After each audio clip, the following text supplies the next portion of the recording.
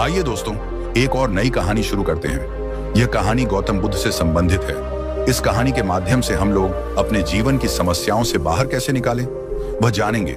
आइए शुरू करें। बहुत समय पहले की बात है।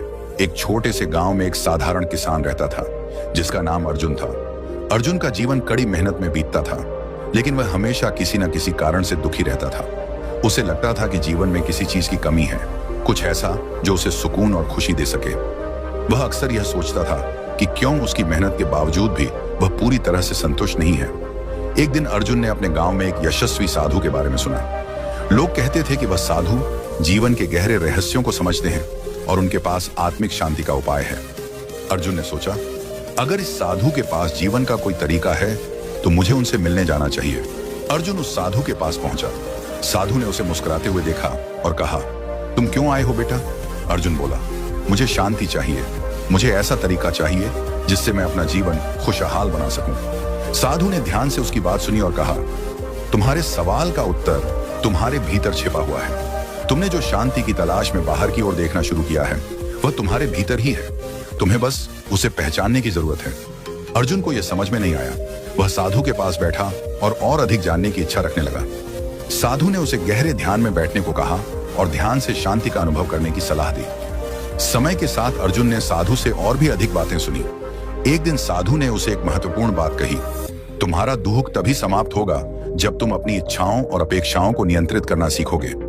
यह बात अर्जुन के मन में घर कर गई। साधु ने उसे एक और कहानी सुनाई। बहुत पहले एक राजा था जिसका नाम अशोक था। वह अत्यधिक क्रूर था, लेकिन एक दिन उसने एक साधु से शांति का मार्ग सीखा। उसने यह जाना कि सच्ची खुशी बाहरी चीजों में नहीं, बल्कि अपने भीतर की स्थिति में छिपी होती है। अशोक ने युद्धों और विजय की भूख को छोड़ दिया और शांति की ओर कदम बढ़ाए। अर्जुन ने इस कहानी को बहुत ध्यान से सुना। अब उसे समझ में आ गया कि जीवन की असली शांति बाहरी वस्तुओं में नहीं, बल्कि भीतर की स्थिति में है। साधु ने उसे यह भी बताया कि किसी भी दुख या तकलीफ को हमें बाहरी कारणों से जोड़ने की बजाय हमें अपनी प्रतिक्रिया पर ध्यान देना चाहिए। यदि हम अपनी प्रतिक्रिया में परिवर्तन लाते हैं तो हम जीवन के दुखों से मुक्त हो सकते हैं। साधु ने अंत में कहा, सच्ची शांति का रहस्य यह है कि तुम वर्तमान में रहो। जो बीत गया वह अब बीत चुका है और भविष्य की चिंता से तुम्हारा मन उलझता है। जब तुम पूरी तरह से वर्तमान में ध्यान केंद्रित करोगे तो तुम शांति को महसूस कर सकोगे। अर्जुन ने उन शब्दों को आत्मसात किया। धीरे धीरे उसने अपनी जिंदगी में बदलाव लाना शुरू किया। उसने अपनी इच्छाओं को नियंत्रित करना सीखा और खुद को बाहरी संसार की दौड़ से बाहर कर लिया। वह जो भी करता उसे पूरी तन्मयता से करता। जब भी कोई दुख या कठिनाई आती, वह साधु की बातें याद करता और अपनी प्रतिक्रिया पर ध्यान केंद्रित करता। अर्जुन की जिंदगी में एक अदृश्य शांति छा गई और उसे एहसास हुआ कि सच्ची खुशी भीतर की स्थिति से आती है, न कि बाहरी घटनाओं से।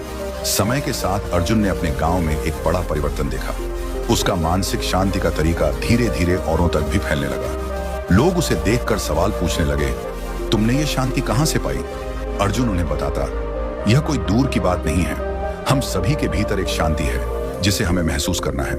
यह सब हमारे विचारों और हमारे दृष्टिकोण पर निर्भर करता है।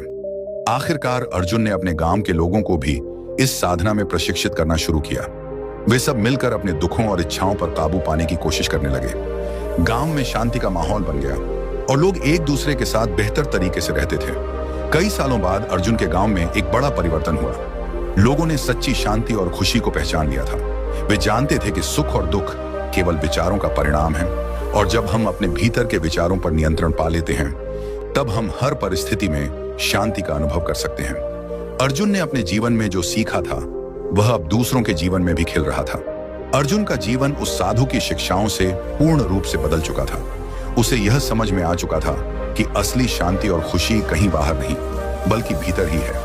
वह अब दूसरों को भी यही सिखाने लगा था कि जब हम अपनी इच्छाओं और प्रतिक्रियाओं को नियंत्रित करते हैं, तब हम जीवन के असली आनंद को महसूस कर सकते हैं। और इस प्रकार अर्जुन ने यह समझा कि जीवन की असली कला यही है, खुशी और शांति को भीतर से खोजने की कला, न कि बाहरी दुनिया की दौड़ में। इसी के साथ यह कहानी समाप्त हुई। आपको कहानी पसंद आई हो तो वीडियो को लाइक करिए और चैनल को जरूर सब्सक्राइब करिए। मिलते हैं अगले वीडियो में एक और नई कहानी के साथ।